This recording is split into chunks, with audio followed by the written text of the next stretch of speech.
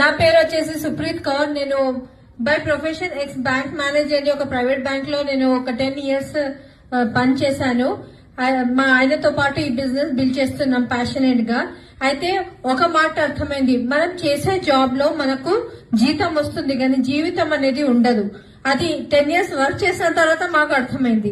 ఈరోజు చాలా మంది మనం అనుకుంటాం కంఫర్టబుల్ పొజిషన్ లో ఉన్నాము, మనకేమవుతుంది, మనకి ఏమైనా కానీ ఉంది కదా, జాబ్ ఉంది కదా అనుకుంటాం.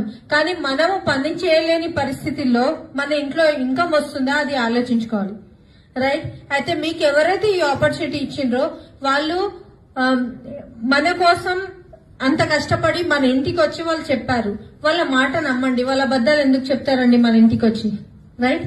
వాళ్ళని ఒక 3 years నమ్మి గట్టిగా వాళ్ళ చేయి పెట్టుకొని వాళ్ళు చెప్పినట్టు చేస్తే 100% మనం ఇక్కడ జీవితంలో ముందుకు వెళ్తాము. ఇక్కడ చూడండి, ఫస్ట్